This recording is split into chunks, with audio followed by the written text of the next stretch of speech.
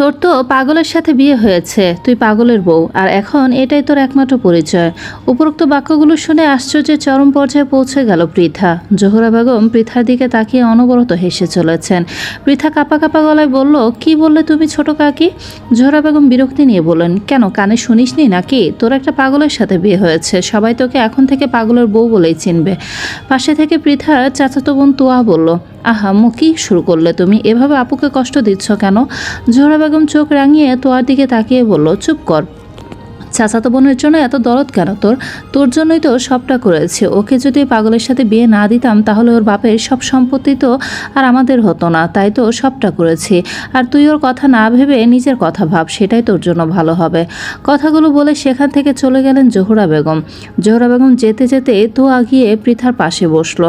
পৃথার চোখ দিয়ে একভাবে পানি পড়ে চলেছে। তোয়া গিয়ে তার পাশে বসতেই পৃথা তার হাত ধরে বলল, ছোট কাকি কি বলে গেল এইগুলো? সত্যিই কি আমার বর একজন পাগল? তোয়া চুপ করে বসে আছে। পৃথা নিজেকে সামলে বলল, তোয়া চুপ করে থাকিস না, সত্যিটা বল আমাকে। তোয়া কাঁদতে কাঁদতে বলল, বিশ্বাস কর আপু, আমি আর বাবা কিছুই জানতাম না। তুই তো জানিস বিয়েটা আম্মু ঠিক করেছে। আম্মু বলেছিল ওনার বান্ধবীর ছেলের সাথে তোর বিয়ে, তাই আমি আর বাবা এতটা ভাবিও নি। আর ছেলেদের বাড়ির অবস্থা অনেক ভালো, তাই বাবা রাজি হয়ে গিয়েছে। বিয়েটাও হুট করে ঠিক হয়ে গেল। তুই তো জানিসই সবটা, আমরা যে কেউ পাত্রকে দেখিনি, আম্মুই দেখার সুযোগ দেয়নি। আজকে তোদের বিয়ে হওয়ার পরে কথাবার্তায় বুঝলাম ছেলে যে সুস্থ না। তো এক নাগারে কথাগুলো বলে থামলো। পৃথা থ হয়ে বসে আছে তার জায়গায়। 2 দিন আগে হঠাৎ করে তার ছোট কাকি তার বিয়ে ঠিক করে নিজের বান্ধবীর ছেলের সাথে। তবে ছেলেটা বান্ধবীর নিজের ছেলে না, সৎ ছেলে, এটা পৃথা জানা ছিল। তবে সেই ছেলে যে মানসিকভাবে অসুস্থ তা সে জানতো না, আর তার জানারও উপায় ছিল না। বিয়ের আগে তার ছোট কাকি কোনোভাবে পৃথার সাথে সে ছেলে দেখা করায়নি। আজকে বিয়ে পড়ানোর সময় ছেলেটাকে দেখার সুযোগ হয়নি, কারণ দুজনের মাঝে ছিল এক বিশাল পর্দা। শুধু পৃথা ছেলেটার নামটাই শুনতে পেয়েছে, নামির আহমেদ শাহ। পৃথাকে এভাবে বসে থাকতে দেখে তোয়া তাকে জড়িয়ে ধরে বলে, বিশ্বাস কর আপু, আমি যদি সবটা জানতাম তাহলে কখনো এই বিয়েটা হতে দিতাম না। মাফ করে দে আপু আমাকে। পৃথা দীর্ঘশ্বাস ফেলে তার ছেলের হাসি দিয়ে তোয়ার মাথায় হাত বুলিয়ে বলল, এভাবে মাপ চাওয়ার দরকার নেই বোন, এটা আমার ভাগ্যে লেখা ছিল। আর জানিস তো ভাগ্যের লেখা কেউ পাল্টাতে পারে না। তাই এসব নিয়ে আর কথা না বলে আমাকে বিদায় দেওয়ার প্রস্তুতি নে। তোয়া পৃথাকে ছেড়ে তার দিকে তাকালো। সে দেখলো পৃথা মলিন হাসি দিয়ে তার দিকে তাকিয়ে আছে। তোয়া তার চোখের পানি মুছে বলল, আপু তুই যদি না চাস তাহলে কিন্তু আমি আর বাবা ওদের সাথে কথা বলতে পারি। বিয়েটা ভুলে হয়ে গেলেও আমরা চাইলে বিয়েটা ভাঙতে পারি। পৃথা ব্রু কুঁচকে বলল, কী সব বলছিস তুই? আজকেই বিয়ে হলো আর তুই তা ভাঙার কথা বলছিস? এটা কখনোই সম্ভব না। বিয়েটা যখন একবার হয়ে গিয়েছে তবে সে যাই হোক না কেন এখন সে আমার স্বামী। আর আমার স্বামী যদি পাগল হয়েও থাকে তাহলে তাকে আমার মেনে নিতে হবে। এইসব নিয়ে আর কথা বাড়াস না। যা হওয়ার হয়ে গিয়েছে সবটার সাথে এখন আমার নিজেকে মানিয়ে নিতে হবে। কিছুক্ষণ পরে পৃথাকে নিয়ে শাহবাড়িতে যাওয়ার প্রস্তুতি শুরু হলো। তোয়া পৃথাকে নিয়ে আলম সাহেবের সামনে দাঁড় করালেন। আলম সাহেব পৃথার হাত জোড়া ধরে বললেন, মাফ করে দিস আমাকে মা, আমি কিছুই জানতাম না, জানলে কখনোই এটা হতে দিতাম না। পৃথা মৃদু হেসে বলল, ছোটকা বাদ দাও এসব, তোমরা ভালো থেকো। অনেক বড় একটা বোঝা নেমে গেল তোমাদের ঘাট থেকে। সে বাক্যটা জোহরা বেগমের দিকে তাকিয়ে বলল পৃথা। কিছুক্ষণ পরে পৃথাকে গাড়িতে নিয়ে বসানো হলো, কিন্তু অদ্ভুত করা বিষয় হলো সেখানে নামিরের কোনো চিহ্ন নেই। তার পাশের সিট খালি, আর গাড়ির সামনে ড্রাইভারের পাশে বসে আছে নামিরের সৎ ভাই আহান, যার মুখে চিন্তার ছাপ স্পষ্ট। গাড়ি চলছে তার আপন গতিতে। পৃথা নিজেকে আর আটকে রাখতে না পেরে আহানকে জিজ্ঞাসা করেই ফেলল, আমার বর কোথায়? তার তো আমার পাশে থাকার কথা ছিল। আহান পরিস্থিতিতে সামলানোর জন্য হাসি দিয়ে বলে, আসলে ভাবি নামির ভাইয়ের শরীরটা তেমন ভালো লাগছিল না, তাই ভাইয়াকে নিয়ে আদি ভাইয়া আগেই চলে গিয়েছে। পৃথা সবটা বুঝতে পেরেও চুপ রইল, কারণ সে জানে সত্যিটা তাই। তার আর আগ্রহ নেই এর বেশি কিছু জানার। শাহবাড়ির সামনে গাড়ি গিয়ে থামলো। গাড়ি থামতেই শিরিন বেগম হাসি দিয়ে এসে বললেন, আমার বৌমা দেখছি চলে এসেছে। কথাটা শুনে বোঝাই গেল যে তিনি উপরে উপরে ভালো মানুষই দেখালেও ভেতরে ভেতরে তিনি পৃথাকে একদমই পছন্দ করেন না। পৃথা সালাম করতে গেলে তিনি তাকে বললেন, এসবের কোনো দরকার নেই। এই নিশা আমাদের নতুন বৌমাকে তার বড় রুমে নিয়ে যা।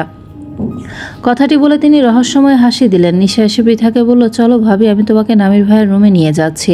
পৃথাকে নামিরের রুমের সামনে নিয়ে নিশা বলল, ভাবি তুমি ভেতরে যাও, আমি বরং চলে যাই। আর শোনো, ভয় পেও না, আমি জানি নামির ভাইয়া তোমার কোনো ক্ষতি করবে না। পৃথাকে কিছু বলার সুযোগ না দিয়ে নিশা চলে গেল। তবে পৃথা লক্ষ্য করেছে তার মুখে কষ্টের ছাপ। পৃথা দীর্ঘশ্বাস ফেলে রুমের ভিতরে প্রবেশ করতেই কিছুটা চমকে গেল, কারণ সম্পূর্ণ রুম অন্ধকার। সেখানে নামিরের কোনো চিহ্ন নেই। সে কিছুটা অবাক হলো। হঠাৎ তার কোনো তার কানে কিছু একটা বিড়বিড় আওয়াজ আসলো। সে আওয়াজটা লক্ষ্য করে সেখানে এগিয়ে গিয়ে দেখলো একটা লোক সেখানে জড়সড়ভাবে বসে আছে।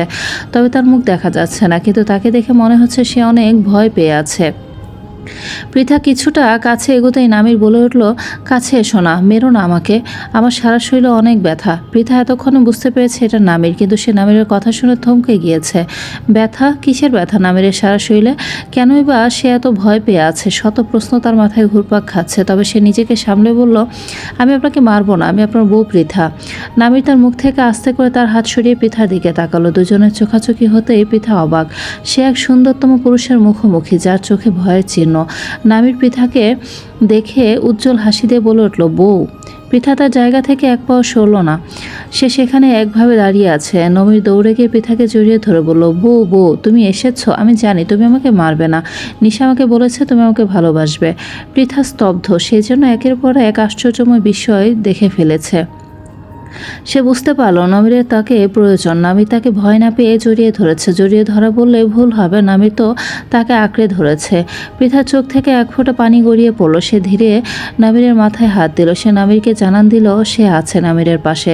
পৃথা নামিরের হাত ধরে তাকে নিয়ে বিছানায় বসিয়ে বলল, আপনাকে কে মারে? নামির পৃথার মুখে আপনি ডাক শুনে মুখ ফিরিয়ে নিল। পৃথা বিষয়টা বুঝতে না পেরে বলল, কি হল, আপনি কথা বলবেন না আমার সাথে? নামির পৃথার দিকে তাকালো, তার মুখ গোমরা। সে ব্রু কুঁচকে বলল, তুমি আমার বউ, তুমি আমাকে আপনি করে বলছো কেন?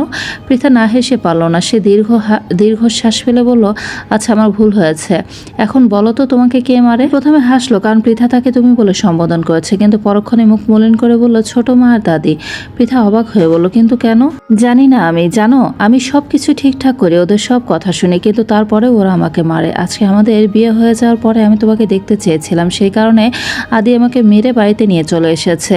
পৃথা চোয়াল শক্ত হয়ে গেল। সে বুঝতে পারল তার নামিরের হয়ে লড়তে হবে। তার কপালে যখন নামিরের সাথে বিয়ে লেখা ছিল, তাহলে সে আর পিছু পা হবে না। সে নামিরের হাত ধরে বলল, এখন থেকে তোমার শরীরে আর কেউ আঘাত করতে পারবে না, আমি তোমার পাশে আছি নামির।